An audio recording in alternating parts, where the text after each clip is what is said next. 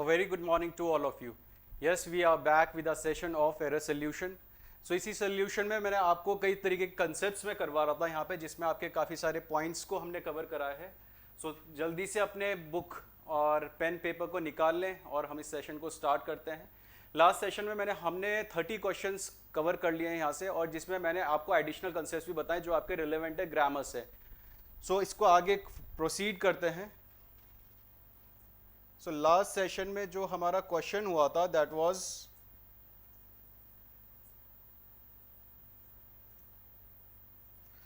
Yes this was the last question, the haves.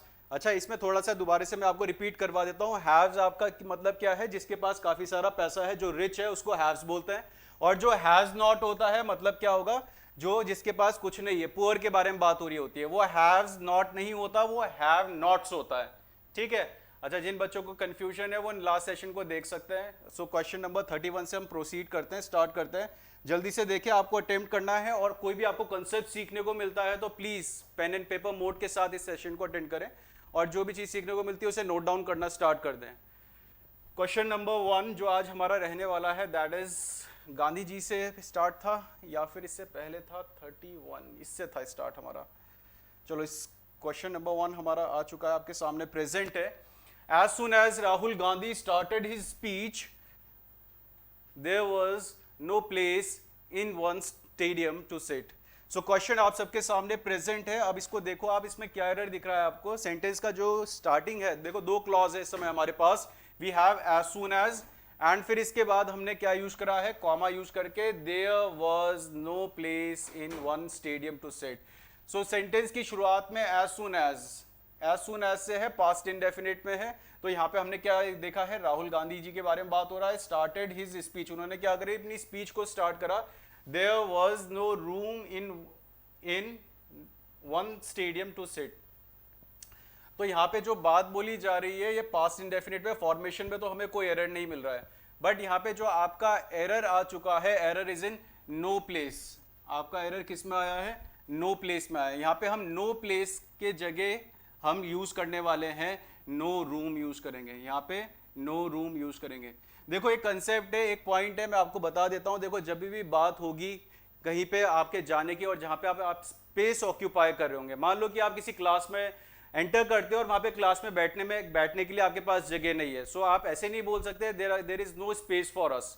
अगर जैसे आप बोलते हो देर इज नो स्पेस, तो वो भी गलत हो जाएगा. यहाँ पे एक बात समझ ले, अगर आप स्पेस बोल रहे हैं दैट वुड बी इनकरेक्ट, वो स्पेस भी गलत हो जाएगा. अगर आप बोलते हो there is no seat for us, हालांकि आपको मालूम है कि जब आप क्लास में जाओगे तो आपको सीट देखोगे या फिर अपने बैठने की जगह देखोगे, तो वहां पे आप स्पेस को यूज नहीं करोगे. आप क्या यूज करोगे? There is no room for us. आपका क्या यूज होने वाला है? रूम को यूज करने वाले हैं. जो स्पेस है that would be incorrect. So correct usage क्या होगा आपका? नो रूम यूज करेंगे. We will use no room, ये आपका यूज होने वाला है, नो रूम. अच्छा, एक और बात समझे यहाँ पे, इसके अलावा अगर आप बस में भी ट्रैवल कर रहे हैं तो बस में भी अगर आपके पास सीट नहीं है बैठने के लिए, so even in that case you will say like this, there is no room for us. इसके अलावा आप ट्रक में भी जा रहे हैं, so there is no room for us. अगर आप छोटी कार में भी जा रहे हैं, there is no room for us. अगर आप कहीं मूवी में भी जा रहे हैं और वहां पे भी अगर आपके पास बैठने के लिए स्पेस नहीं है, even in that case you will say there is no room for us. So वहां पे हम क्या यूज करते हैं? रूम को यूज करते हैं. अच्छा, पर्टिकुलरली कोई इसमें कोई ऐसे लॉजिक नहीं है कि हम वहां पे रूम का कोई एक लॉजिक मैं आपको बताऊं कि वहां पे इसलिए यूज होता है. एक जनरली एक फ्रेज होती है जिसको हम यूज करते हैं जहां पे आपको स्पेस ऑक्यूपाई करना होता है, जहां पे आपको बैठना होता है, जिस जगह आपको ग्रहण करनी होती है, तो वहां पे हम क्या यूज करते हैं? रूम का यूज करते हैं. तो यहाँ पे एरर जो आपका आ चुका है that is in C part. जिसने सी पार्ट में आंसर दिया है that is correct. Next question पे आते हैं. Question number 32, go for it. Question number 32 आप सबके सामने प्रेजेंट है. Gandhi ji, who is known as the father of nation, lived a noble life of fasting and poverty in order to work for peacefully and independence. So question में लिखा है Gandhi ji who is known as the father of nation. Yes, relative pronoun, who is known as the father of the nation, lived a noble life. कैसी life जी उन्होंने? Noble life जी. Of fasting, fasting मतलब क्या? व्रत वाली, खाली पेट, मतलब कि स्ट्राइक वाली, जिसमें ना खाते थे वो. And poverty in order to work for peacefully and independence. यहां पे हमारे पास क्या है, प्रीपोजिशन है, और प्रीपोजिशन के बाद हम क्या देख रहे हैं, एक नाउन को देख रहे हैं। बट यहां पे हमारे पास क्या आ चुका है, एक एडवर्ब आ चुका है। एडवर्ब को यूज नहीं करने वाले हैं। देखो यहां पे हमने कंजंक्शन यूज करा, कंजंक्शन के बाद हमारे पास क्या है, नाउन है। तो यहां पे भी आपका क्या आना चाहिए, एक नाउन आना चाहिए। तो यहां पे we will use peaceful, we will use peaceful. Now the sentence is correct. जब peaceful बोलेंगे तब noun होगा, but peaceful is an adverb. adverb का usage नहीं होगा, यहाँ पे we will use a noun. Coming to the next question, question number 33 आपके सामने present है। जल्दी से देखें और इसको attempt करें। कॉम्प्रीहेंड जरूर करना है। एग्जाम में आपके पास जो क्वेश्चन प्रेजेंट होंगे वो आपके कॉम्प्रीहेंडिंग लेवल भी चेक करेंगे। सो वो क्रैमिंग वाला पार्ट छोड़ दें कि आपने देखा कि ये वाला पॉइंट हमने रटा था। आप अंडरस्टैंडिंग भी लेके चलें कि सेंटेंस क्या मीनिंग दे रहा है और किस पार्ट में आपको एरर दे रहा है उसके अकॉर्डिंग। जैसे क्वेश्चन नंबर 33 में Rita is very concern for her upkeep. ठीक है, रीता क्या है, काफी कंसर्न रहती है फॉर हर अपकीप, मतलब तैयार रहना, रेडी रहना।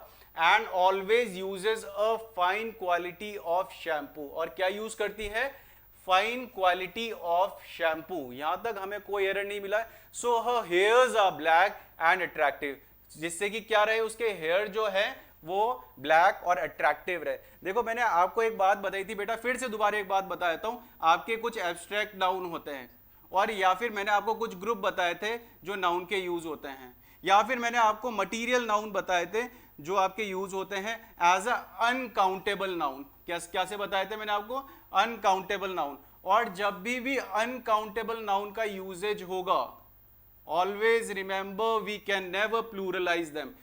कभी भी अनकाउंटेबल नाउन को हम प्लूरलाइज नहीं कर सकते। जैसे अगर आपका एयर है तो एयर को आप एयर्स नहीं बोलोगे, वो गलत हो जाएगा। बट हाँ, कई जगह आपको एयर्स देखने को मिलेगा, उसका मीनिंग अलग होगा। ठीक है, अब जैसे आपके पास आयरन है तो आयरन का आयरन्स नहीं होगा। अब अगेन आयरन्स होता है तो उसका मीनिंग अलग हो जाएगा। अभी आयरन है तो सबको मालूम है लोहे के बारे में बात हो रही है, बट अगर मैं इसको आयरन्स बना दूंगा तो इसका मीनिंग चेंज हो जाएगा। इसका मतलब हो जाएगा चेन के बारे में बात हो रही है, शैकल्स के बारे में बात हो रही है, जंजीरों के बारे में बात हो रही है। तो ये डिफरेंस आ जाता है। अगर इसके अलावा मैं ऑनेस्टी को बोलूं या वेल्थ को बोलूं तो वो भी आपके क्या है, एब्स्ट्रैक्ट नाउन है, और इनको भी हम क्या प्लूरलाइज नहीं कर सकते।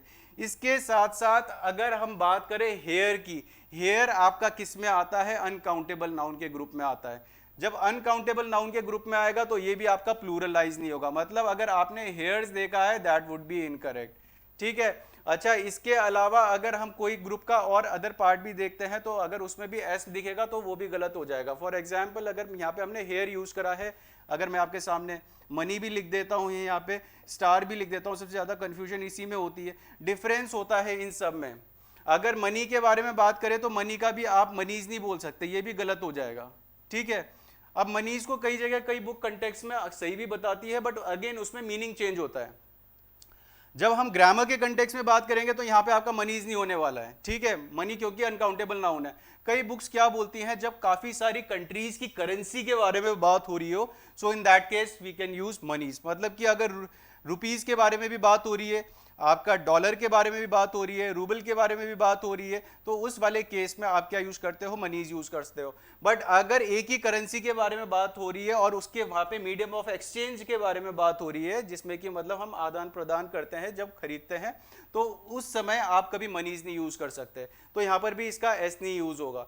तो यहाँ पे जो आपका एरर आ चुका है हेयर से रिलेटेड है। अब हेयर है तो यहाँ पे हेयर गलत हो चुका है, और अनकाउंटेबल नाउन के साथ हम सिंगुलर यूज करेंगे। So here, so her here is black and attractive.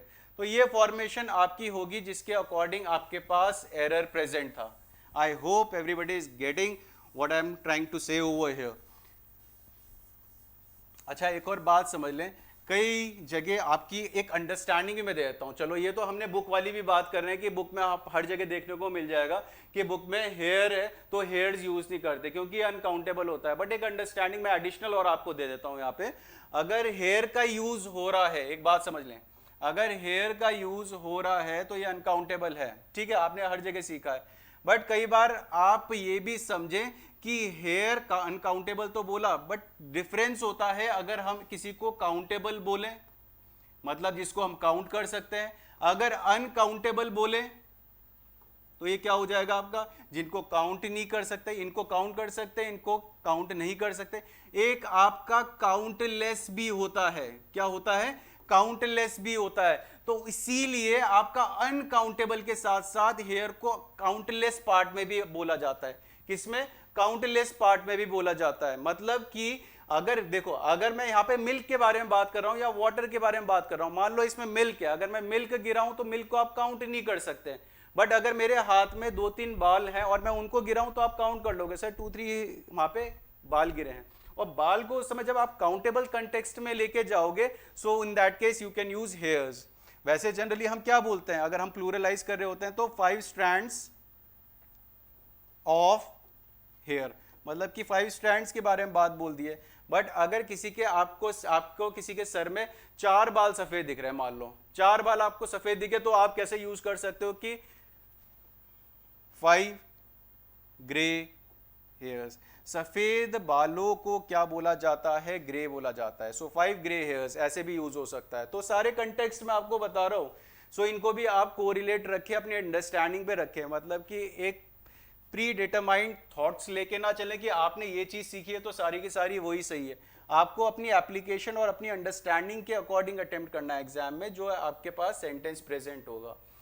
So the doctor advised her to take cups full of aloe vera juice 2 times a day। जल्दी से देखें और इसको अटेम्प्ट करें। क्वेश्चन आप सबके सामने प्रेजेंट है। द डॉक्टर ने क्या करा, एडवाइज करा है her to take cups full of aloe vera juice.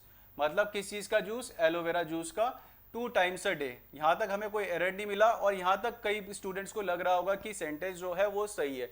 एक बात समझे, आपका जैसे मैं कंपाउंड नाउन बता रहा था, इस ग्रुप को भी समझ लें।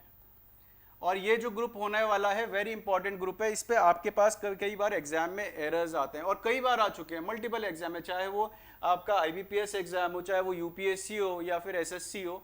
जैसे आपका हैंडफुल होता है, हैंडफुल के साथ साथ अगर मैं बात करूं स्पूनफुल की, स्पूनफुल के साथ साथ अगर मैं बात करूं माउथफुल की, और माउथफुल के साथ साथ अगर मैं बोलूं जो हमारे सामने ऑलरेडी प्रेजेंट है वो है कपफुल की। ये क्या है, सारे के सारे जो मैं अभी आपको ग्रुप में बता रहा हूं, ये सारे आपके सिंगुलर फॉर्म में है। ये सारे के सारे आपके सिंगुलर फॉर्म में। अगर इस ग्रुप को हम प्लूरल फॉर्म में लेके जाएं तो इनको क्या बोला जाएगा, ठीक है। जिनको मालूम है कमेंट में बताएं कि इसको क्या बोला जाएगा। अगर हमारे पास हैंडफुल है तो हम इसको क्या बोलेंगे, हैंड्स फुल। नहीं, ये इनकरेक्ट हो जाएगा।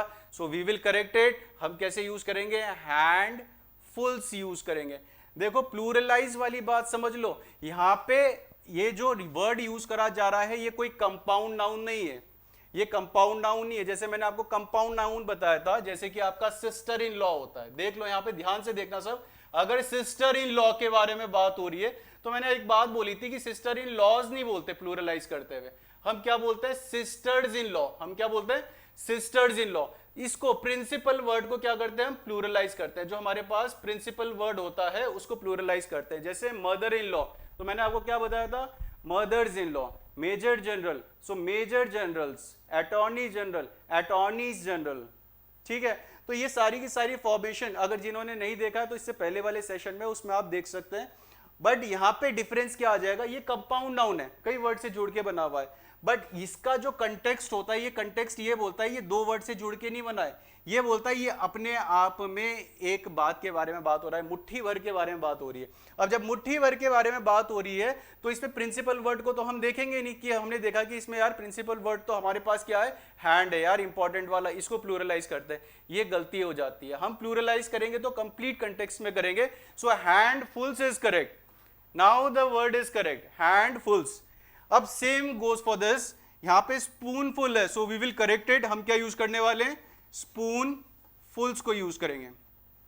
Now the word is correct, mouthful. जल्दी से बताएं क्या होगा माउथफुल का, माउथ फुल्स यूज करेंगे। कप फुल, कप फुल्स यूज करेंगे।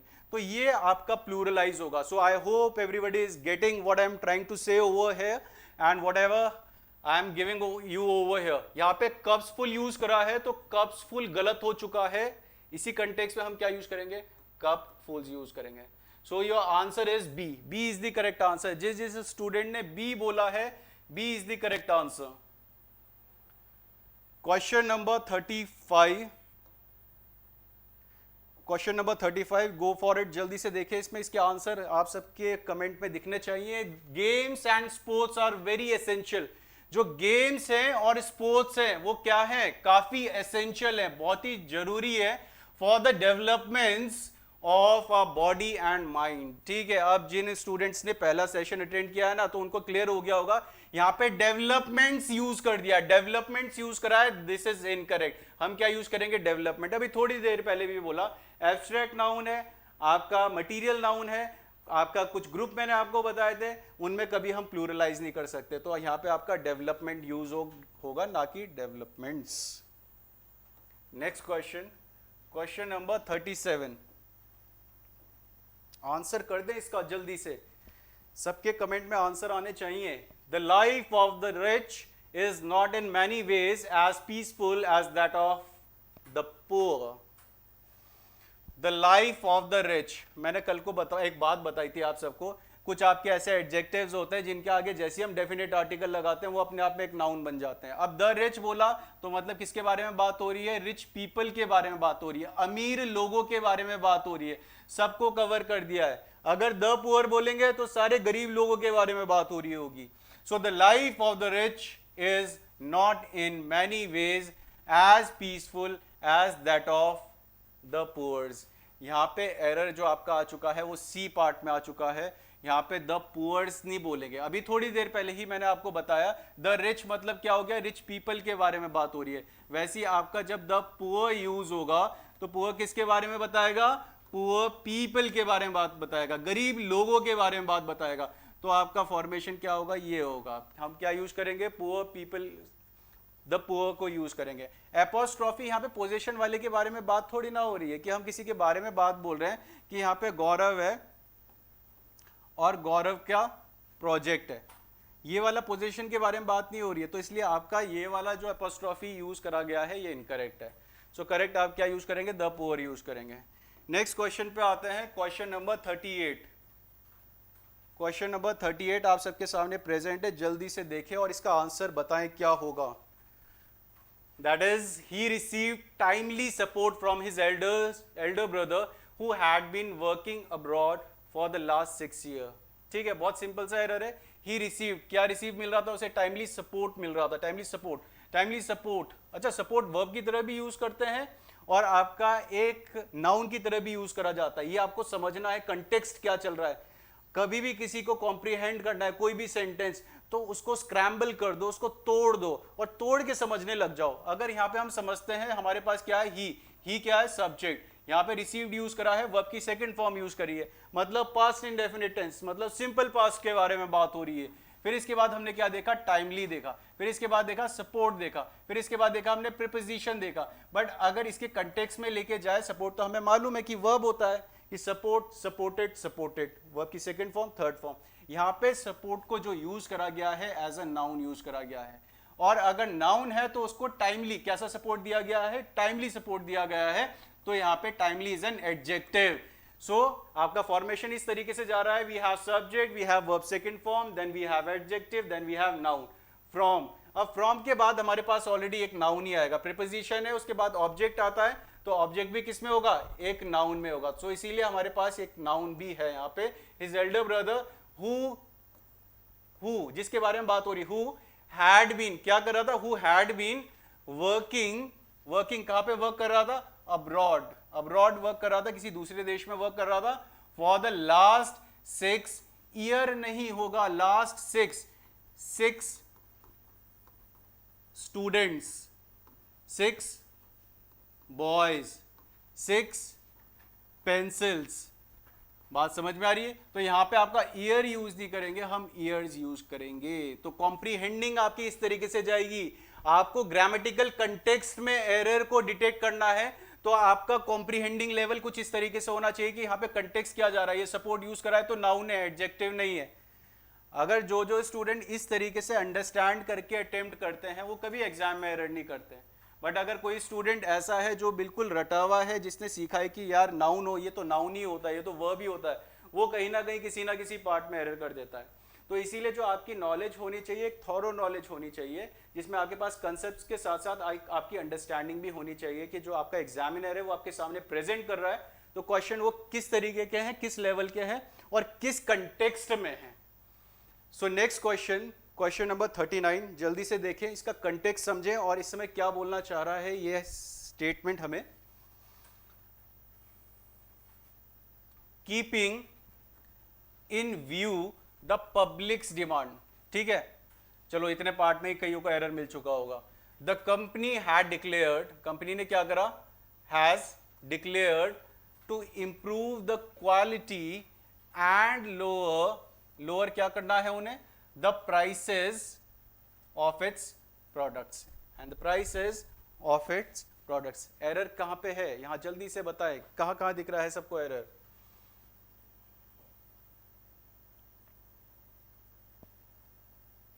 Error is in public demands, जो आपका एरर है that is in public demands. हम जो यूज करने वाले हैं पब्लिक को इस तरीके से यूज करेंगे, ठीक है। अच्छा, अगर जिसको डाउट हो रहा है ना, मैं एक एग्जांपल एक और लिख देता हूं, हॉस्टल लाइफ। हॉस्टल लाइफ, अगर हम यहां पे पब्लिक्स डिमांड कर दें और इसको हॉस्टल्स लाइफ को कर देते हैं, ठीक है, दोनों को समझना। अगर पब्लिक मतलब पब्लिक की क्या है, डिमांड है, पब्लिक के पास क्या पोजीशन है, डिमांड है, क्योंकि मैंने आपको बताया था जब भी आपका एपोस्ट्रॉफी यूज होता है, जब भी आपका एपोस्ट्रॉफी यूज होता है तो वो क्या बताता है, एक ऑनरशिप बताता है। अगर मैं बोलूं यहां पे पेन्स कवर, ये पेन्स कवर मैंने आपको इनकरेक्ट बता दिया था क्योंकि नॉन लिविंग के बारे में बात हो रही है। नॉन लिविंग के लिए हम क्या यूज करेंगे, the cover of the pen use करेंगे, इसका कोई ओनरशिप नहीं होगा। बट अगर हम बोले राम का पेन, सो राम्स पेन, तो यहां पे आपको ये मैंने बताया था, ये आपका करेक्ट फॉर्मेशन हो जाएगा क्योंकि किसके बारे में बात हो रही है, राम के पेन के बारे में बात हो रही है। Now the word is correct. But यहाँ पे अगर हम इसी कंटेक्स्ट को यहाँ पे अप्लाई करते हैं, पब्लिक डिमांड, पब्लिक डिमांड, तो पब्लिक्स की कोई डिमांड्स नहीं है यहाँ पे। बात जो बोली जा रही है, कंटेक्स्ट क्या है, keeping in the view of public demands. यहाँ पे जो डिमांड है वो डिमांड किसकी, पब्लिक की, इस तरीके से यूज करा जा रहा है। अगर इसको इसी में अप्लाई करें ना कि किसी के पास ओनरशिप है डिमांड्स वाली, तो लाइफ का देखते हैं, हॉस्टल्स लाइफ, क्या हॉस्टल की अपनी लाइफ होती है, क्या हॉस्टल की अपनी लाइफ होती है, और हमें मालूम है दोनों के दोनों नाउन है, पब्लिक भी नाउन है, डिमांड भी नाउन है, हॉस्टल भी नाउन है, लाइफ भी नाउन है, ठीक है। अब हमें ये तो नहीं मालूम कि क्या हॉस्टल की भी लाइफ होती है, हमें मालूम है कि हॉस्टल की लाइफ नहीं होती, तो ये भी गलत हो चुका है। हम फिर भी हम क्या यूज करते हैं, हॉस्टल को यूज करते हैं, इसको यूज करते हैं। बट एक अंडरस्टैंडिंग जरूर ले लें, जब हम एपोस्ट्रॉफी यूज करते हैं तो दोनों के दोनों नाउन होते हैं। यहां देखो, ये भी नाउन है, ये भी नाउन है, ये भी नाउन है, ये भी नाउन है। बट यहां पे ये जो पब्लिक को यूज करा गया है, यहां पे जो हॉस्टल को यूज करा गया है, ये एज एन एडजेक्टिव यूज करे गए हैं, एज एन एडजेक्टिव। यहां पे they are not working as a noun, they are working as an adjective. ये दोनों के दोनों क्या है इस समय, एडजेक्टिव। मैंने बोला था ना आपको स्टार्टिंग में कि जो कंटेक्स्ट को समझ के अटेम्प्ट करते हैं तो उनके वो एरर्स इजीली डिटेक्ट कर लेते हैं। यहाँ पे कंटेक्स्ट चेंज हो गया, यहाँ पे हम क्या बोलना चाह रहे हैं कि एडजेक्टिव को बारे में बोलना चाह रहे हैं, तो यहाँ पे हम पब्लिक डिमांड बोलेंगे। तो सो error is in A part. आपका एरर किस पार्ट में हो गया है, ए पार्ट में हो गया है। चलते हैं अपने नेक्स्ट क्वेश्चन में।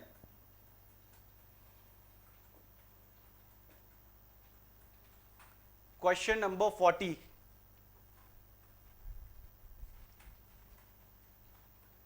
Hindus and Muslims live like brothers in India. एक बात मैं बता देता हूं, जब हम ब्रदर के बारे में बात बोलते हैं, जब भी हम ब्रदर के बारे में बात बोल रहे हैं, ये बात समझ लेना, of same parents.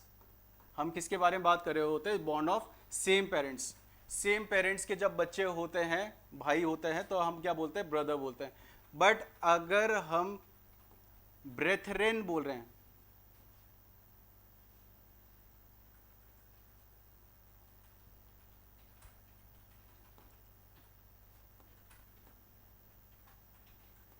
Member of same society और ग्रुप।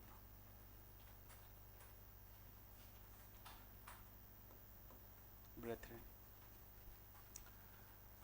जब ब्रदर है सेम पेरेंट्स के तो हमने ब्रदर बोला। अगर हम इसको प्लूरलाइज करना चाहेंगे ना, अगर हम इसको प्लूरल में लेके जाते हैं तो हमारा फॉर्मेशन क्या बनेगा वर्ड का, ये बनेगा ब्रदर्स। ठीक है, ब्रदर सिंगुलर, ब्रदर्स प्लूरल। अब इसका प्लूरल एक और गया, ये भी प्लूरल होता है, ये भी प्लूरल होता है, बट इसका मतलब क्या होगा, मेंबर ऑफ सेम सोसाइटी और ग्रुप। तो यहाँ पे Hindus and Muslim live like brethren use करेंगे, we will use brethren. So now the sentence is correct. So आपका एरर जो था वो बी पार्ट में था। नेक्स्ट क्वेश्चन, क्वेश्चन नंबर 41 आप सबके सामने प्रेजेंट है, जल्दी से देखें और इसमें डिटेक्ट करके बताएं कि एरर कहां पे होगा। Prime minister Narendra Modi says that million of rupees were spent on Bogibeel Bridge, India's longest come road bridge। ये बोगीबिल ब्रिज आपका आसाम में है। Prime minister Narendra Modi says that million of rupees. एक मैं आपको पॉइंट बताता हूं यहाँ पे जल्दी से, अगर देखें और नोट डाउन भी करें। अगर बात हो रही है कि हमने बात बोली कि 6 मिलियन, तो हम मिलियंस नहीं बोलेंगे, डजन नहीं बोलेंगे, हंड्रेड्स नहीं बोलेंगे। हमारे पास क्या है आगे, एक न्यूमरल एडजेक्टिव। क्या है, एक न्यूमरल एडजेक्टिव है, एक न्यूमरल एडजेक्टिव है। बट इन केस अगर हम कंटेक्स्ट जाता है एक इनडेफिनेट वे में, यहाँ पे इनडेफिनेट वे में, तो हमेशा याद रखनी है आपको एक बात, आप वैसे इसको प्लूरलाइज नहीं करते, ना मिलियन होता है, ना डजन्स होता है, ना हंड्रेड्स होता है। बट अगर आपके पास केस कुछ इस तरीके का आ जाए, so in that case you can pluralise it. मैं बोलता हूँ कि यार ना मेरे पास ना कई स्टूडेंट्स आते हैं, हजारों की तादाद में स्टूडेंट्स मुझसे मिलने आते हैं। मैं अगर ऐसे बोलता हूँ तो उसको इस तरीके से बोला जाएगा, hundreds of students come to meet me. अब एक बात समझे, मैंने कई सारे स्टूडेंट्स के बारे में बात बोली है, हंड्रेड्स ऑफ स्टूडेंट्स। अब ये जो हंड्रेड्स हैं यहाँ पे मैं डेफिनेट नहीं हूं, ये मिलियन हमारा डेफिनेट है। बात समझो ध्यान से सब, यहाँ पे मिलियन, डजन, हंड्रेड, ये सारे के सारे क्या हैं, डेफिनेट हैं। बट जब मैंने बोला कई हजारों की तादाद में या फिर कई 100 की तादाद में मुझसे लोग मिलने आते हैं, तो वहां पे मैं क्या हो गया, इनडेफिनेट हो गया। आपने सुना कि सर ने बोला 1000 की तादाद में, तो 1000 की तादाद में ये तो श्योर नहीं है कि आपका कितने होगा, कि 1000 के बारे में बात कर रहे हैं सर, की 2000 के बारे में बात कर रहे हैं, 3000 के बारे में बात कर रहे हैं। तो उसमें कंटेक्स्ट में आप क्या यूज करते हो, प्लूरल यूज करते हो। यहाँ पे हम क्या यूज करा, हंड्रेड्स यूज करा। सो हंड्रेड्स, फिर इसके बीच में हमारे पास क्या आया, एक प्रीपोजिशन है, और प्रीपोजिशन के बाद हमने क्या यूज करा है, एक नाउन यूज करा है। ये भी हमारा किस में है, प्लूरल में। तो फॉर्मेशन आपकी किस तरीके से बनती है, hundreds of students come to meet me. वैसे आपका मिलियन है, मिलियन जिसमें कि 10 लाख होते हैं, तो यहाँ पे मिलियंस ऑफ रुपीज बात बोली जाएगी। क्या बोलेंगे, millions of rupees were spent on Bogibeel Bridge। Question number 42. The data are to be recorded in the journals to present the truth among people। जल्दी से आंसर करें, let's see, देखते हैं कौन इस क्लास में आंसर कर पाता है इसको। अच्छा, मैं थोड़ी सी एक हिंट दे देता हूं इसको अटेम्प्ट करने से पहले ही। आपके पास इसमें प्लूरल और सिंगुलर, मतलब नाउन का जो नंबर केस होता है, प्लूरल और सिंगुलर वाले केस पे एरर है। सो एग्जाम्पल जो आपके सामने है, ये स्टेटमेंट जो है, this data are to be recorded in the journals to present the truth among people. अब लिख देता हूं मैं यहाँ पे, अमंग है, मैंने लास्ट क्लास में बताया था नाउन प्लूरल होता है, इसमें तो कोई एरर ही नहीं है। ये सिंगुलर है और ये प्लूरल है। अगर आपके पास ओवम है तो इसका प्लूरल क्या हो जाता है, ओवा हो जाता है। अगर स्ट्रैटम है तो स्ट्रैटम का प्लूरल क्या हो जाता है, स्ट्रैटा हो जाता है। अगर मेमोरेंडम है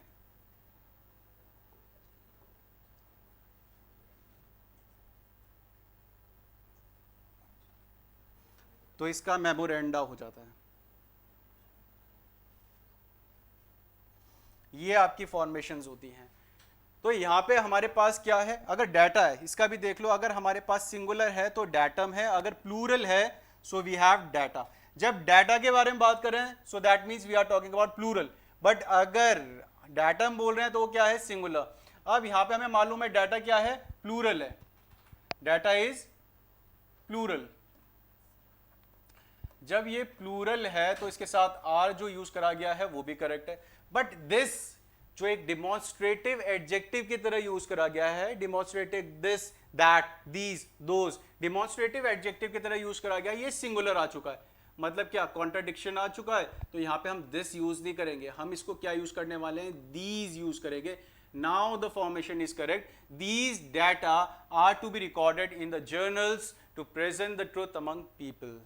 now the statement is correct, और जो आपका एरर था, error was in A part. Question number 43, जल्दी से देखें।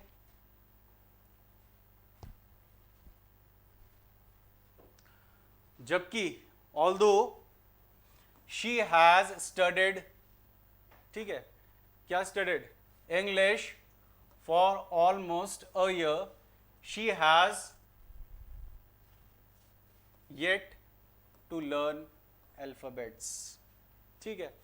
सो error is in C part, error किस में होगा, सी पार्ट में होगा।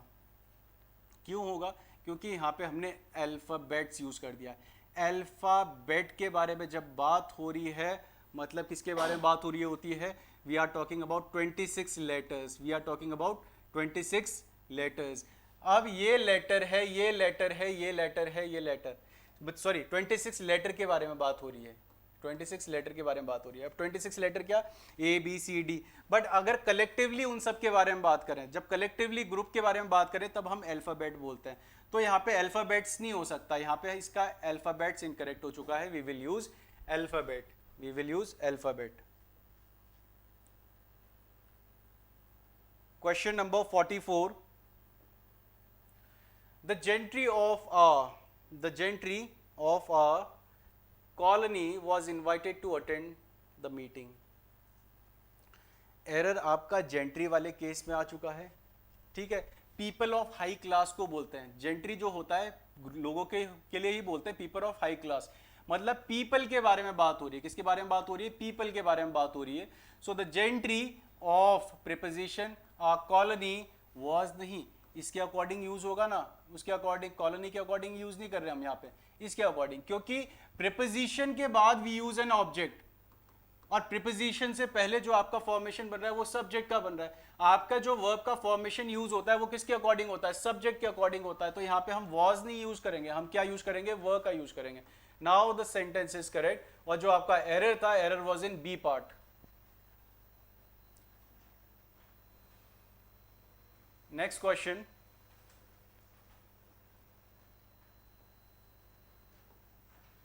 thousands of hundreds of students have attended the seminar। जल्दी से बताएं इसका आंसर क्या होगा, thousands of hundreds of students। इन्होंने क्या बोल दिया, 1000 बोला पहले, फिर ऑफ बोल दिया, 100 भी बोल दिया, ठीक है, फिर इसके बाद ऑफ करके स्टूडेंट्स बोल दिया। अगर इसको कैलकुलेट करके देखें तो कितनों के बारे में बात हो रही है, 3 जीरो तो ये आए और लास्ट के 2 जीरो और आ गए, मतलब कितनों के बारे में बात हो रही है, लाख के बारे में बात हो रही है।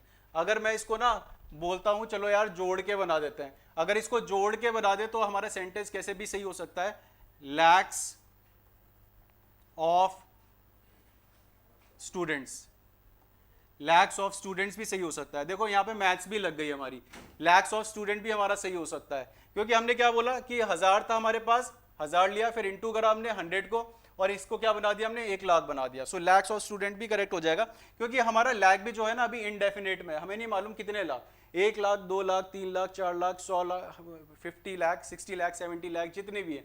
बट यहाँ पे आपका 1000 ऑफ 100 फॉर्मेशन पे बेस्ड एरर है, एरर जो है आपका ए पार्ट में है, हालांकि सही है, कोई एरर नहीं है, क्योंकि इसमें 1000s है, इसमें 100s हैं, इंडेफिनेट वे में सही यूज करा है, बट इनकी फॉर्मेशन में एरर है।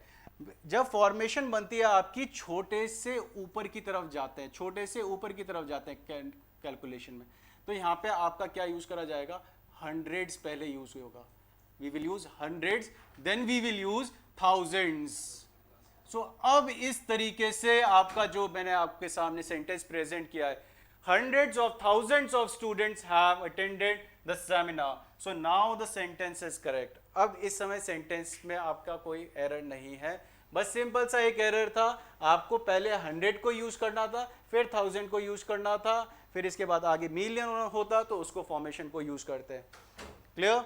आई होप इस सेशन में जो हम करवा रहे हैं ये सारा का सारा आपको प्रोडक्टिव लग रहा है, और ये प्रोडक्टिव है भी आपके एग्जाम के लिए। सो प्लीज़ ये सारी की सारी बातें जो मैं आपको बताता हूँ सिखाता हूँ अपनी कंसिडरेशन में रखें, पेन एंड पेपर मोड के साथ इस सेशन को अटेम्प्ट करें, और जितने भी कंसेप्ट्स आपको सीखने को मिलते हैं प्लीज़ उसे रिकॉर्ड जरूर करें। सो आज का सेशन यहीं पे एंड करते हैं, और एंड करने के साथ साथ मैं आपको एक जरूर एक फ्रेज भी दे देता हूँ जो इडियोमैटिक यूजेज है, काफ़ी इंपॉर्टेंट है। Call it a day.